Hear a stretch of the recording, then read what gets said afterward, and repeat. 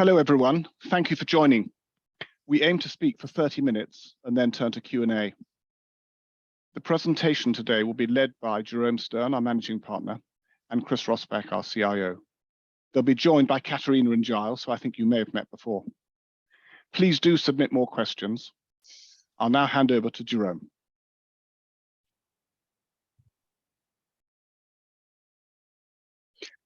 Thank you, Sandy. Good afternoon to everyone who has joined us. Thank you for taking the time. Our WorldStar strategy has continued to perform, and we're pleased with the resilience of the underlying companies in a volatile environment.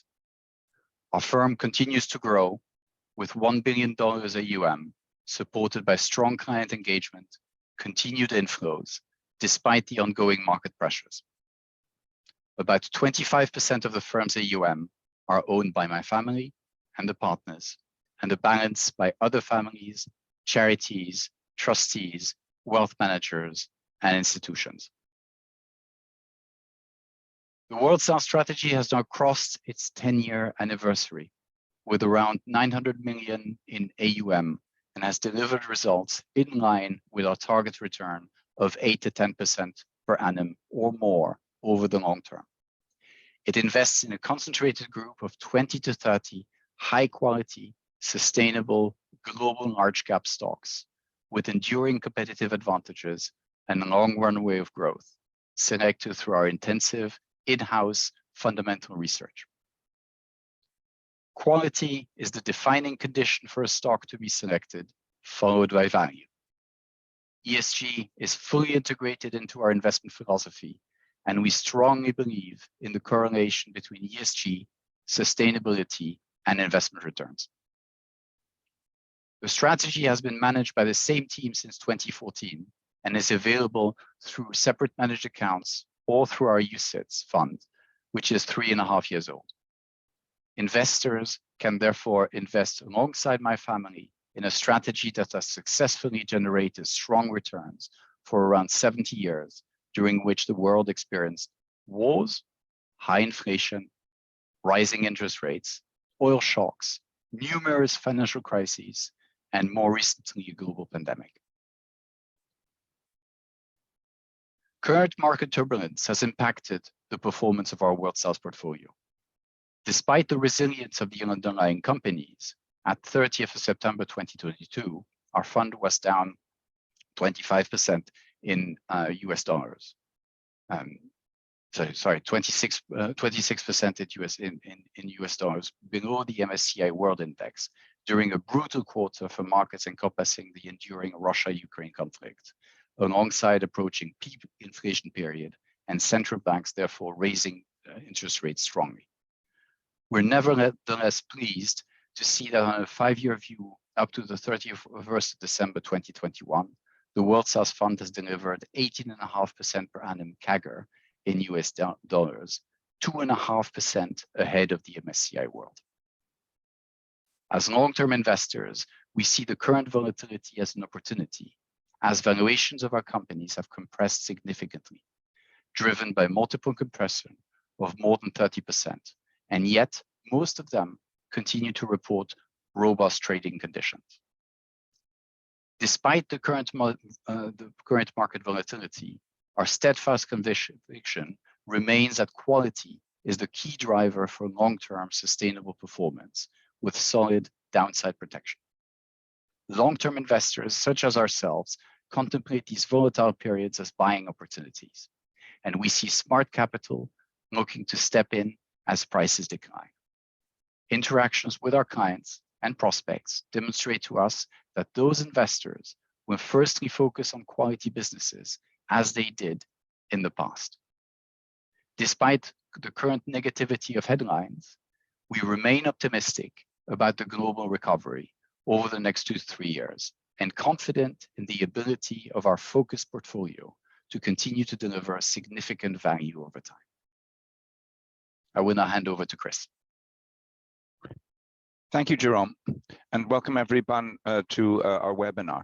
We want to talk to you about our views on the current situation, about the companies that we've invested in, the lessons that we draw from them, and our outlook. But this time I want to start with a perspective on what is going on, because with the significant declines and with the uncertainty that we're facing, I think it's right to pause, to reflect, and to remind ourselves that we need to keep perspective on what is going on. And I think Jerome's long-term perspective that he shared with us is very important. So if we do that, then I think we have to recall that we're in a period of tremendous transition from an unprecedented pandemic. If we go back to January 2020, then I think we were at the beginning of a period of economic expansion that followed the long period of transition from the global financial crisis, a moment where there was strong economic growth, where there was strong employment, where we were starting to see sustained inflation, and where we were starting to see rates normalizing in a way that we hadn't for decades. And I think that the pandemic threw that back. It is the shortest and sharpest shock you can possibly imagine. We had a year of strong declines. We had a year of strong rebound. We're now in the third year of very difficult comparisons. Global governments effectively doubled debt, particularly in the US and in Europe, in order to fund consumers and to get the economies through this massive dislocation. And we're now looking at the consequences. At the same time, we've talked about it, we also think that we have been suffering from a decade-long underinvestment in public and private infrastructure. And to that, we can also add a decade-long underinvestment in fossil fuels. And it seems to us that Russia and Putin saw that and took advantage of it to make their move at a point of maximum leverage. And so that takes us to this year where we have pent-up demand, where we have strong economic growth, strong employment, and as a result, a strong inflation. And we have an energy price shock caused by the Russia-Ukraine conflict that has exacerbated those issues very substantially by continuing to also make worse the supply chain issues that we've been facing. So it's a effectively perfect storm that we've been facing this year, and I think the market reaction to that is very extreme.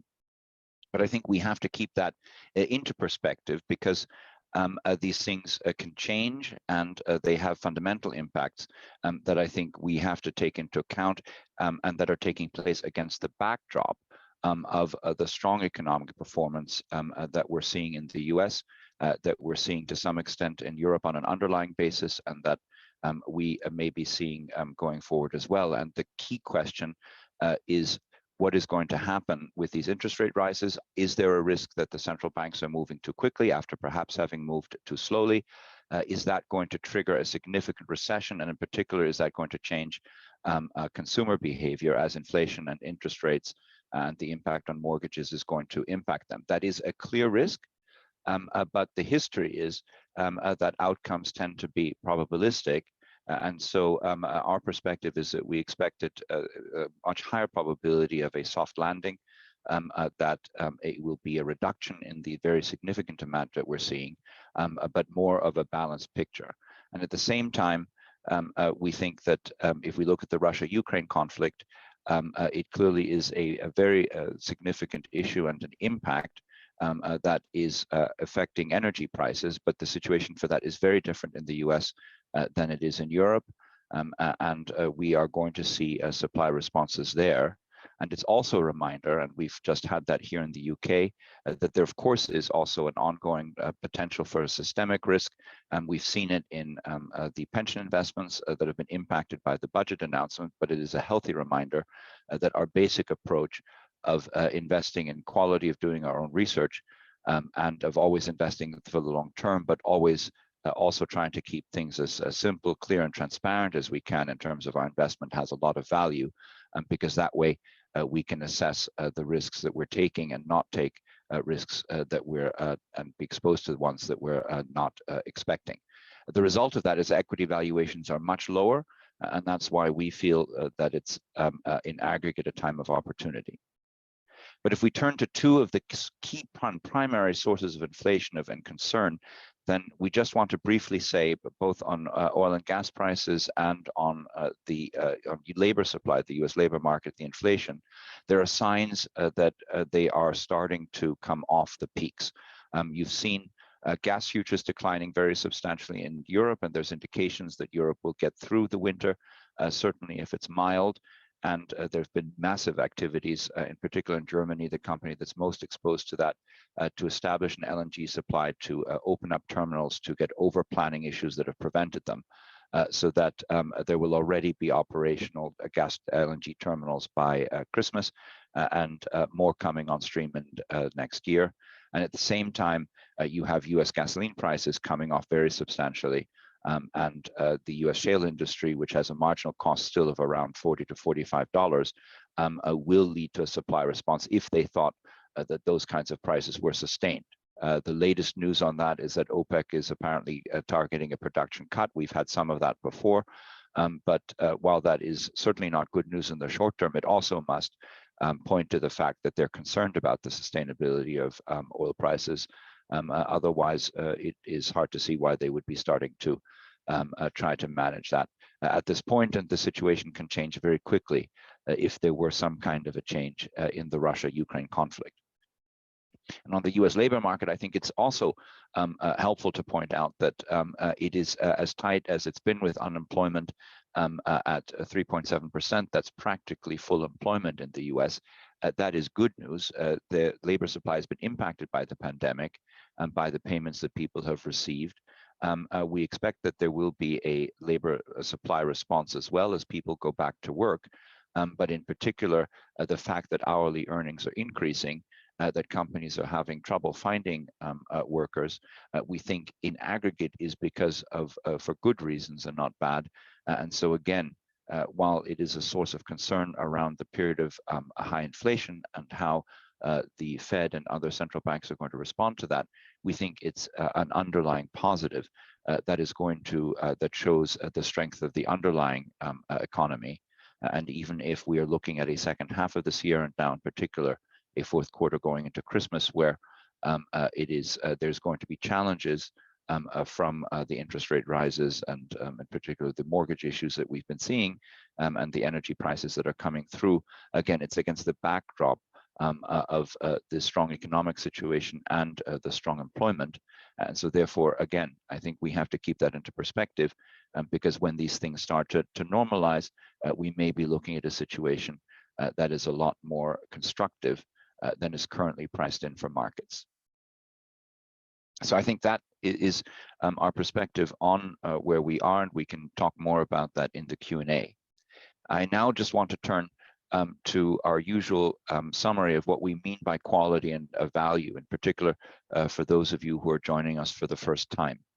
We have 4 key criteria for quality.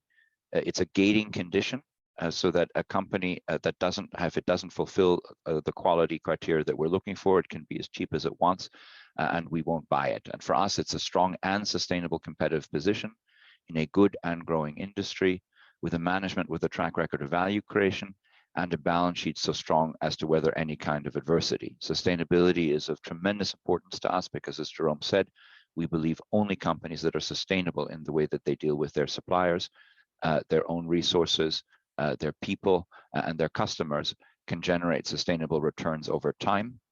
And we also believe very strongly in the strength of the balance sheets of the companies we invest in, because it's that balance sheet strength that allows companies to weather crises like the pandemic, or like the current input cost crisis that we're seeing, and to come out stronger, to be able to continue to reinvest and potentially to buy some of their competitors. And I think to just then highlight the sustainability that we think is at the core of what we do, we have integrated ESG fully into our investment process. We are focused both on the risks and the opportunities, and we have a lot of stocks in our portfolios for whom a disruption from climate change or from other issues is an opportunity for their business, because they're in fact enablers of net zeros. And these are, we've highlighted Eaton in the past, including some industrial companies that get 0 points in the EU taxonomy and in other frameworks. We engage with the companies and the managements. We do all our work ourselves with our analysts and our dedicated ESG analysts, so we have high convictions. And we think in many ways the debate has come around to the differentiated perspective that we have on these things, because we've seen that some of the frameworks that have been applied have led to inadvertent and unfortunate outcomes. So you can see, and you would expect in a portfolio that is focused on companies that are not as capital and resource intensive, that the weighted average carbon intensity of our portfolio is significantly below that of the MSCI World and the S&P 500.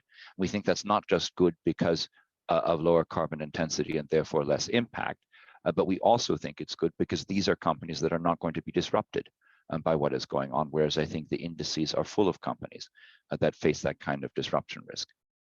And what's important for us also is that has been recognized as industry-leading ESG integration. We have signed up to the UK Stewardship Code. We're also signed up to the UN PRI, and we have received our first scores from our submission to the PRI, and we've shared some of you here in the way that we're allowed to. There's no overall rating, but there are individual verticals, and you can see that we've gotten very high ratings, in particular for the active fundamental incorporation of ESG, for our voting in terms of our ESG, for the way we've integrated into what we do in fixed income, and also in our overall investment and stewardship policy, where there are a couple of verticals that we don't currently cover, and that are the difference between these ratings. So we're very pleased with that integration, but very importantly, we also think that it makes the portfolio more robust and will lead to better outcomes. So then if we turn to the page of the portfolio composition, in aggregate, it hasn't changed much. The portfolio continues to be entirely listed in the US and in Europe, not because we wouldn't buy companies in China or Japan or other countries, but because we have a very high threshold for the incremental risk that we take by investing in those kinds of businesses. At the same time, it's completely global in terms of its underlying sales. We add up those numbers ourselves, and you can see it's about 44% US, 20% Europe, and the remainder rest of world, much of which is in Asia. So it is exposed to the global economy and to the different drivers that it has. It's diversified from a GIC sector perspective in terms of the areas that we invest in, but it's very clear that our approach takes us into the areas you see, and it takes us away from resource-intensive businesses, capital-intensive businesses, balance sheet-driven financials, and regulated business as among some of the key ones that we look to avoid because of the issues that they raise. And from our own classification, which you can see, it continues to be extremely balanced, with 29% in digital transformation, 29% consumer, 23% healthcare and life sciences, and 18% industrials and infrastructures. And that a couple of points. One, we do invest in industrial and infrastructure type businesses because we think that they offer great value and great opportunities. And the second point being that if you think about where we are in the economic cycle and tying back to the macro, then the demand for digital transformation type businesses is strongly underpinned by the need to invest, by the ongoing penetration of the digital economy, and by the ongoing growth that we're seeing across the verticals there.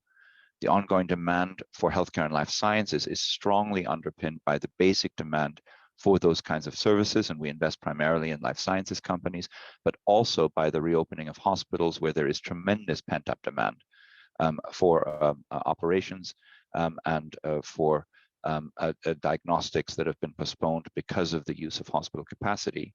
And finally, the demand for industrial companies is strongly underpinned by this decade-long underinvestment and by the infrastructure investments that public and private entities are putting into place, not least the US Infrastructure Act, which is going to be a driver for significant demand for companies exposed to that, as well as the climate change investments that are taking place. So again, tying into the macro, the issue is around consumer, which you can see the exposure here. The question is, will they be impacted? But again, that goes back to this question of the full employment and so forth. And we think that is something we certainly have to, while we have to be cautious about, it is something to keep in perspective. So with that, I want to turn to some discussion around valuation and where we are. We've shared this with you as well in the past. It's trying to understand and communicate what we mean by focusing on quality, where growth is one of the key criteria for quality, but only one of them. And you can see, we think that we're positioned really effectively smack in the center of a proper balanced approach to investing in companies that can generate value over time. We expect for our companies earnings per share growth between 15 and 20% in 2023. But at the same time, the big blue dot shows that valuations have come off, and we're just now below 20 times price to earnings ratios for the portfolio. So while the growth has effectively remained steady because we look for a balanced profile of growth, the valuations have come down very significantly. If we turn to the next page, we've provided some data for you now on the portfolio. This is the weighted average of the stocks that we own in the portfolio, and we've compared it to the MSCI World. And what you can see here is that we have significantly higher growth. We have significantly higher earnings per share growth. That's the easiest measure of profitability growth that we can use to compare. We have significantly higher net profit margins, but of course we do have higher valuations. But our point is that it is worth paying those kinds of prices for the quality, and those valuations have come down very substantially as a result of the uncertainty and the concerns around inflation and rates this year. I am going to say it again at the end, but one of our favorite Buffett quotes is the one about buying great companies at good prices rather than good companies at great prices. So the need to pay up and the sense in paying up for quality, but we think we're in an environment where we can get great companies at great prices. And if we turn, we can also see that this applies to the overall market, where the price to earnings ratio of the MSCI World has declined very substantially as a result of what's going on. So we invest in companies, not in markets, but surely a market that has now derated to the point where it is also points to the fact that a lot is priced in. And then finally, from this market perspective, to switch to this perspective on growth versus value, you can see we've showed this to you as it was happening. We're starting in November of 2020, when we started to have the vaccines. Therefore, we started to be able to have the visibility that we might be able to overcome the pandemic. You can see that value outperformed growth over that period, after obviously growth having outperformed massively before. But you can see that the outperformance of value only lasted until about August of 2021, in part because the growth companies' earnings started to come through, in part because the expectations of strong growth, inflation, and interest rate rises was moderated by the reality of the second wave of the pandemic. But you can also see that since about February of this year, there was another very strong rotation that opened up an outperformance of value over growth. You can also see, interestingly, that it has basically stabilized very quickly, and that therefore, since that time, it basically happened very quickly, but it has remained constant throughout, and that what we've been seeing in the previous months is more of a correlation and therefore more of a market phenomenon. We again think that that is very interesting, because what's going to happen is that the performance of the companies is going to come through at the same time as we're going to get to the end, to a moderation of inflation and at an end of expectations for the interest rate cycle.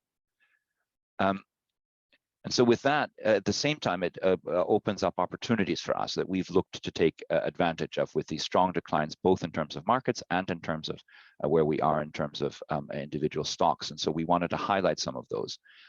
We bought Salesforce by selling positions that we thought had performed strongly, and Salesforce offered greater opportunity. We bought NVIDIA this year by selling Activision, which got bought by Microsoft. And we bought in August of this year Walt Disney, which we bought by selling a position in Visa that we had bought in 2020 and that had performed, in particular, performed resiliently this year. But what we want to say is timing these purchases is hard. We base them on fundamentals. You can see in both of these cases for Salesforce and NVIDIA that the prices have come off very substantially. When we bought them, in both cases, they've come off more. But at the same time, the valuations have come off. And so that our current ownership is at very significantly lower valuations than where they've been. So we won't always get it right, but we will be driven by fundamentals. And we think there is tremendous upside in these stocks. And with that, I want to turn it over to Giles, who's a senior analyst, a partner, and who is our analyst who works on Salesforce, NVIDIA, and on Walt Disney, and will talk us through some of these investment cases. Thanks, Chris, for the introduction. Yes, I think it's quite important to spend just a couple of minutes just reinforcing our confidence and conviction in both Salesforce and NVIDIA, despite the valuations having contracted. Last month, Salesforce actually had an investor day. There's sort of a couple of key highlights of things worth mentioning. Firstly, they reiterated their revenue target for fiscal 2026 of 50 billion. I think this is quite important, especially given the significant foreign exchange headwind the company have experienced over the last year with the US dollar strengthening. That's affected them by about sort of 2 billion, as well as everything else that's happened with the macro, with the geopolitics. To be able to sort of reiterate that 50 billion target shows real strength in the Salesforce products. They also gave an operating margin target as well of 25%.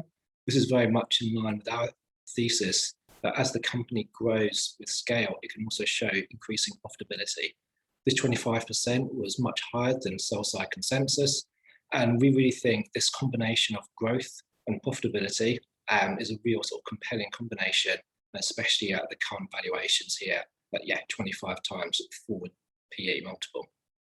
And then with NVIDIA, again, sort of the valuations have pulled back slightly since where we first purchased. It has gone through some sort of idiosyncratic factors, one of which was the China lockdowns. It has sort of found with COVID that sort of stunted their gaming GPU demand. There's also increased tensions between the US government and China, where there's actually been a sort of restriction placed on NVIDIA being able to export their sort of high performance chips for the sort of the Chinese data center companies, as well as NVIDIA themselves taking sort of much more severe action with this sort of broader macro slowdown, the cryptocurrency market slowing as well, but they've cleared out the channel of the gaming GPUs. But on the more positive side, last month, NVIDIA also had an investor day where they launched a whole slate of new products. There's sort of too many to mention really, but the overall upshot is that the new products that they're launching, this new generation, is just orders of magnitude, multiples, better performance than the previous generation. It really does sort of highlight the competitive moat that NVIDIA has, and we think this company really is at the forefront of artificial intelligence development, and that yes, these are bumps in the road, especially with China, but the company is expertly managed, and we think it will work through these problems absolutely fine, and that for the long term, it really is a company that is a must own. And so then on that, I'll also then talk about a new investment that we've made in Walt Disney. It's a company that we've long admired. We think it's a real sort of blue chip company. It has just the highest quality franchises and content. It really is the leader in family entertainment. For example, obviously everyone knows the Mickey Mouse and the animation, but also it has Lucas, which is the Star Wars. There's the Marvel Cinematic Universe, like the Avengers, Pixar. It's also bought 20th Century Fox and its associated content. And of course, it has an absolutely enormous theme park business as well. Now, the shares have sort of come under pressure over the last 18 months. They've halved, again, in line with the broader market. But we think the shares are really poised to recover at these current levels. There's two kind of key tenets to our investment case. The first is a huge pent-up demand at the theme parks. These, of course, have been shut due to COVID. And then also in streaming, the company have pivoted very aggressively into streaming, and they now have more subscribers on their platform than Netflix. We also think there's significant operating leverage in the model that's underappreciated by the market, and that we think at the current levels, the shares could more than double. And then on the next slide, we just want to sort of put some sort of context and numbers around our thinking to sort of frame what we're looking at. And so you can see here with the parks business, sort of the second row there, the EBIT margin's pretty much flat given the parks were essentially shut due to COVID. But we think these margins will get back to the previous highs, given the very strong demand that there is, the new attractions that they have at these theme parks, as well as new features such as Lightning Lane and Genie that can drive pricing power, as well as ticket prices going higher. On the streaming side of things, they're currently making a loss, and again, given the sort of huge investments that they've made. But we think they've also got pricing power in the business model. They're going to increase the price by $3. It might not sound like much, but when you go from $8 to $11, that's effectively a 40% price increase. And they're also going to introduce an advertising tier as well. So in case there are some users that decide to churn, they feel that $11 is too much, they can then go to a cheaper alternative advertising layer. But again, we think there's going to be huge advertising demand, again, given the very strong content that is on the Disney platform. On the media network side of things, this is where people talk about cord cutting. We think this is kind of a bit overstated, the fear of cord cutting. Disney have very long-term contracts in place, and with sports and ESPN, it's a very important part of the cable bundle. So we think that whilst margins might decline slightly, given sports rights increasing, is a very strong part of the business and important for cash flows. And then lastly, at the bottom there, the studio entertainment, that's the theatrical cinema releases. And again, margins were very low because, of course, cinemas were shut and you couldn't go to cinema during lockdown. We think that this will come back to normal, and Disney have a very, very strong level of sort of intellectual property and slate and pipeline. Not to mention this fourth quarter, there's going to be a new Black Panther film and also a new Avatar film as well. So in summary, we think that Disney really is an absolute blue chip in terms of the strength of its franchises.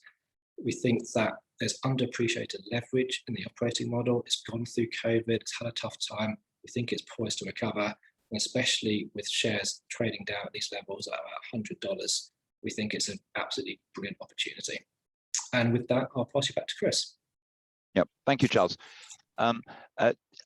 I then want to focus on another set of opportunities. We've talked about the drivers that we see for global growth. We've talked about that we think that we've been in a period of globalization that has had tremendous impact and benefits, but also issues, and that is going through a period of realignment. We are in the middle of digital transformation. We peg it at 25% through, but there's still clearly tremendous progress that is going to take place, and we have important investments in businesses that are driving that change in innovation and will benefit from it. But we also have a third period of capital investment, which is this decade-long underinvestment that we see. And I think the important thing is that globalization has been broadly deflationary. Digitalization has been broadly deflationary, but this capital investment period is broadly inflationary. And again, it ties into where we are, but if companies have positive returns on that investment, and if it's strongly underpinned, then we think that that's very attractive. And so I want to turn over to Katerina Kosmopoulou, who's a partner. She's a deputy portfolio manager, also and appropriately head of our ESG team, and works on our industrial companies, to talk about another one of our investments that I think is emblematic of our approach of investing in industrial companies that can drive a positive change. Katerina? Thank you, Chris. Yeah, the stock I'm going to talk about is Amphenol, and Amphenol is actually a relatively unknown little gem within the industrial space. It is a leading player in connectors and sensors and offers highly engineered bespoke solutions across a wide set of end markets. Now, there are multiple reasons that make Amphenol a compelling investment in our view. Firstly, connectors and sensors are an over $200 billion market that is growing at a high single-digit rate. Now, the drivers of this growth include some of the areas that Chris just highlighted, namely the electrification of the global economy, the transition to net zero, the digitalization of industrial production, and ever higher investments in communications infrastructure. Secondly, connectors and sensors are critical to the performance and safety of the end product, but they're only a small percentage of the actual bill of materials. So this, coupled with the bespoke nature of the product, translates in very deep entrenched customers' relationships and high resilient profitability. Thirdly, and you can see that in the top right chart, the diversity of end markets. That includes industrials, IT and datacom, automotive, military, among others. And again, that means that the business is resilient through the economic cycle. Fourthly, and we will see that in the next page, Amphenol is well known. It has a long heritage of being run as a decentralized entrepreneurial business, and that enables it to be flexible against the external shocks or challenges. And we have seen that during the last 2 years, and we will see in the next page how the company performed despite that. And finally, Amphenol has been a consolidator in the industry. You can see that in the bottom right chart. It has doubled its share from 6% to almost 12% in the last decade, and that enables it to go to customers with a broader set of offerings, translating into a virtuous cycle of market share gains. Now, what we can see in the page with growth and profitability is the actual long-term and shorter-term performance of Amphenol. And what is key here is the consistency in the numbers. What you see in the left-hand side is the delivery of over the last decade, with the company delivering high single-digit growth in terms of revenues and consistent market margins through the cycle of 20% in terms of EBIT. Now, what is remarkable to note is the acceleration of that growth profile over the last few years. Now, this has been because of accelerated investments in communications infrastructure globally as a result of COVID, but also because of the ability of Amphenol to reap the benefits of recent acquisitions, and that's the virtuous cycle I just talked about in terms of share gains, and also its ability to flex its business, deal with disruptions, whether that's COVID, whether that's the subsequent supply chain disruptions, and actually deliver product and guarantee supply to customers.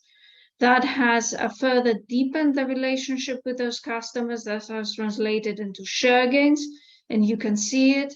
The company has grown 16% organically over the last 8 quarters, and that has also translated into the share price performance, an almost 20% annual stock return since our purchase in April 2020. So a stellar operational delivery here on behalf of Amphenol, reflected in a stellar stock performance. And actually, this is a typical example of the type of stock we invest within the industrial space. And with that, I'll pass it on to Chris for final comments.